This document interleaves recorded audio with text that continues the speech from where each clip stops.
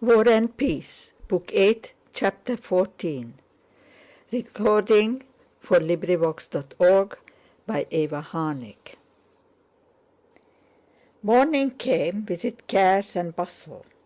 Everyone got up and began to move about and talk. Dressmakers came again. Maria Dmitrievna appeared and they were called to breakfast. Natásha kept looking uneasily at everybody with wide open eyes, as if wishing to intercept every glance directed toward her, and tried to appear the same as usual. After breakfast, which was her best time, Maria Dmitrievna sat down in her armchair and called Natásha and the count to her. "Well, friends, I have now thought the whole matter over, and this is my advice," she began. "Yesterday, as you know, I went to see Prince Bolkónski. Well, I had a talk with him. He took it into his head to begin shouting, but I am not one to be shouted down. I said what I had to say." "Well, and he?" asked the count. He is crazy. He did not want to listen. But what is the use of talking? As it is, we have worn the poor girl out," said Maria Dmitrievna. "My advice to you is, finish your business and go back home to Otrádnoe and wait there." "Oh, no!" exclaimed Natásha. "Yes, go back," said Maria Dmitrievna, "and wait there. If your betrothed comes here now, there will be no avoiding a quarrel, but alone with the old man he will talk things over and then come on to you." Count Rostóv approved of this suggestion, appreciating its reasonableness. If the old man came round, it would be all the better to visit him in Moscow or at Bald Hills later on, and if not, the wedding against his wishes could only be arranged at Otrádnoe. "That is perfectly true, and I am sorry I went to see him and took her," said the old count. "No, why be sorry? Being here, you had to pay your respects. But if he won't, that is his affair," said Maria Dmitrievna, looking for something in her reticule. "Besides, the trousseau is ready, so there is nothing to wait for. And what is not ready I will send after you. Though I don't like letting you go, it is the best way. So go with God's blessing." Having found what she was looking for in the reticule, she handed it to Natásha. It was a letter from Princess Mary. "She has written to you. How she torments herself, poor thing! She is afraid you might think that she does not like you." "But she does not like me," said Natásha. "Don't talk nonsense," cried Maria Dmitrievna. "I shan't believe anyone. I know she does not like me," replied Natásha boldly, as she took the letter, and her face expressed a cold and angry resolution that caused Maria Dmitrievna to look at her more intently and to frown. "Don't answer like that, my good girl," she said. "What I say is true. Write an answer." Natásha did not reply and went to her own room to read Princess Mary's letter. Princess Mary wrote that she was in despair at the misunderstanding that had occurred between them. Whatever her father's feelings might be, she begged Natásha to believe that she could not help loving her as the one chosen by her brother, for whose happiness she was ready to sacrifice everything. "Do not think, however," she wrote, "that my father is ill-disposed toward you. He is an invalid and an old man who must be forgiven.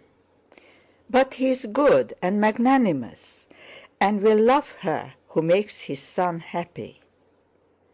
Princess Mary went on to ask Natásha to fix a time when she could see her again. After reading the letter, Natásha sat down at the writing table to answer it. "Dear Princess," she wrote in French quickly and mechanically, and then paused. What more could she write after all that had happened the evening before? Yes, yes, all that has happened, and now all is changed, she thought as she sat with the letter she had begun before her. Must I break off with him? Must I really? That is awful. And to escape from these dreadful thoughts, she went to Sónya and began sorting patterns with her. After dinner, Natásha went to her room and again took up Princess Mary's letter. Can it be that it is all over, she thought. Can it be that all this has happened so quickly and has destroyed all that went before? She recalled her love for Prince Andrew in all its former strength, and at the same time felt that she loved Kurágin. She vividly pictured herself as Prince Andrew's wife, and the scenes of happiness with him she had so often repeated in her imagination, and at the same time, aglow with excitement, recalled every detail of yesterday's interview with Anatole. Why could that not be as well? She sometimes asked herself in complete bewilderment. Only so could I be completely happy. But now I have to choose, and I can't be happy without either of them. Only, she thought, to tell Prince Andrew what has happened or to hide it from him are both equally impossible. But with that one nothing is spoiled.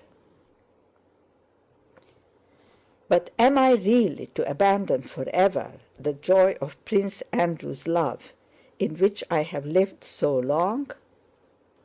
Please, miss, whispered a maid entering the room with a mysterious air.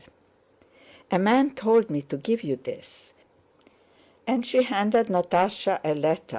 Only for Christ's sake, the girl went on, as Natásha, without thinking, mechanically broke the seal and read a love letter from Anatole, of which, without taking in a word, she understood only that it was a letter from him, from the man she loved. Yes, she loved him, or else how could that have happened which had happened? And how could she have a love letter from him in her hand? With trembling hands Natásha held that passionate love letter which Dólokhov had composed for Anatole, and as she read it she found in it an echo of all that she herself imagined she was feeling. Since yesterday evening my fate has been sealed, to be loved by you or to die. There is no other way for me, the letter began. Then he went on to say that he knew her parents would not give her to him. For this there were secret reasons he could reveal only to her, but that if she loved him she need only say the word yes, and no human power could hinder their bliss. Love would conquer all. He would steal her away and carry her off to the ends of the earth. Yes, yes, I love him, thought Natásha, reading the letter for the 20th time and finding some peculiarly deep meaning in each word of it. That evening Maria Dmitrievna was going to the Akharovs and proposed to take the girls with her. Natásha, pleading a headache, remained at home.